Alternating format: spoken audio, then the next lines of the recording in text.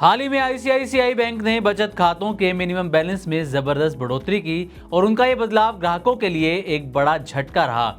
लेकिन इस पूरे मामले पर अब आरबीआई गवर्नर संजय मल्होत्रा का एक बड़ा बयान सामने आया है और उनका ये बयान भी ग्राहकों के लिए कोई राहत की खबर लेकर नहीं आया।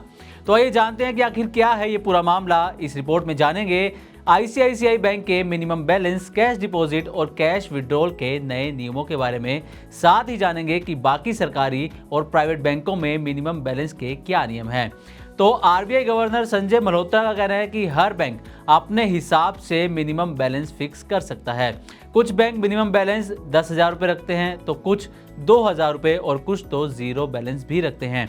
पब्लिक सेक्टर बैंक्स जैसे कि एसबीआई, पीएनबी में आमतौर पर यह लिमिट कम होती है और जन धन अकाउंट्स में तो जीरो बैलेंस का ऑप्शन होता है। उनका कहना है कि बैंकों का मिनिमम बैलेंस तय करना आरबीआई के रेगुलेटरी डोमेन में नहीं आता। संजय मल्होत्रा का यह बयान तब सामने आया है जब हाल ही में आईसीआईसीआई बैंक ने 1 अगस्त 2025 से नए अकाउंट खोलने वाले कस्टमर्स के लिए मिनिमम एवरेज बैलेंस यानी कि एमएबी की सीमा में भारी इजाफा किया है। अब मेट्रो और शहरी ब्रांचेस में मिनिमम बैलेंस 50,000 रुपये कर दिया गया है। पहले जो रकम 10,000 थी उसे 5 गुना तक बढ़ा दिया गया है। वहीं सेमी अर्बन ब्रांचेस में इसे 25,000 किया गया है जो पहले 5,000 था, और ग्रामीण इलाकों की ब्रांचेस में इसे बढ़ाकर 10,000 रुपये कर दिया गया है जो पहले 2,500 रुपये था। आइए अब जानते हैं कि सरकारी बैंकों में मिनिमम बैलेंस के लिए क्या नियम हैं। ज़्यादातर सरकारी बैंक अपने कस्टमर्स को बिना मिनिमम बैलेंस के सेविंग अकाउंट खोलने की सुविधा देते हैं। State bank of India, Punjab national bank, bank of India, Indian bank, bank of Baroda और कैनरा बैंक, इन सभी बैंकों में basic saving account zero balance पर चलते हैं। सिर्फ यूनियन बैंक ऑफ इंडिया में 1,000 रुपये का मिनिमम बैलेंस मेंटेन करना जरूरी है। अब बात करते हैं प्राइवेट बैंकों के नियमों की। तो प्राइवेट बैंकों में मिनिमम बैलेंस की शर्त थोड़ी ज़्यादा है। बंधन बैंक 5,000 रुपये, एचडीएफसी बैंक और कोटक महिंद्रा बैंक 10,000 रुपये, जबकि एक्सिस बैंक 12,000 रुपये का मिनिमम बैलेंस मांगते हैं।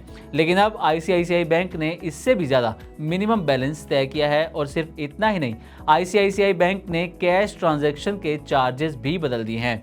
अगर आप आईसीआईसीआई बैंक ब्रांच या कैश रिसाइकलर मशीन में कैश डिपॉजिट करवाते हैं तो हर महीने 3 ट्रांजैक्शंस फ्री होंगी और उसके बाद हर ट्रांजैक्शन पर 150 रुपये चार्ज लगेंगे। अब इसकी एक मंथली लिमिट भी है। महीने में 1,00,000 रुपये तक फ्री है। उससे ज़्यादा पैसे जमा करने पर 3.5 रुपये पर 1,000 रुपये या फिर 150 रुपये, इनमें से जो ज़्यादा होगा वो चार्ज लगेगा।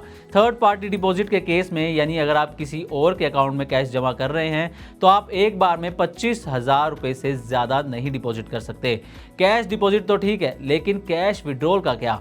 इसके नियम बिल्कुल पैसे जमा करने जैसे ही हैं। हर महीने 3 ट्रांजैक्शन फ्री होंगी, उसके बाद 150 रुपये पर ट्रांजैक्शन का चार्ज लगेगा। इसमें भी एक मंथली लिमिट होगी।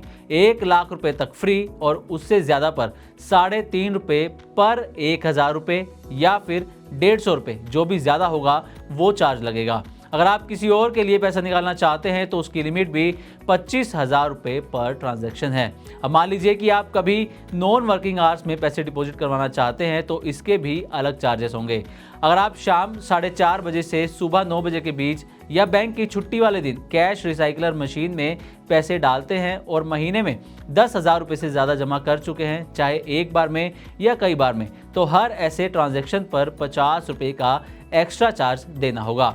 ध्यान रहे कि ये charge normal cash transaction fees के अलावा है। अगर आपका खाता आईसीआईसीआई बैंक में है और आप कभी किसी मेट्रो सिटी जैसे कि मुंबई, चेन्नई, दिल्ली, कोलकाता, बेंगलुरु या हैदराबाद में किसी और बैंक के एटीएम से ट्रांजैक्शन करते हैं तो पहले 3 ट्रांजैक्शन तो फ्री होंगे, लेकिन उसके बाद हर फाइनेंशियल ट्रांजैक्शन पर 23 रुपये लगेंगे और हर नॉन फाइनेंशियल ट्रांजैक्शन पर 8.5 रुपये लगेंगे। इस पूरे मामले पर कई मार्केट एनालिस्ट का मानना है कि आईसीआईसीआई बैंक इस स्टेप से अधिक संपन्न यानी कि वेल्दी कस्टमर्स को टारगेट कर अपने कस्टमर बेस की क्वालिटी बेहतर बनाना चाहता है, ताकि बाद में उन्हें बाकी प्रीमियम बैंकिंग सेवाओं की क्रॉस सेलिंग की अपॉर्चुनिटीज मिल सके।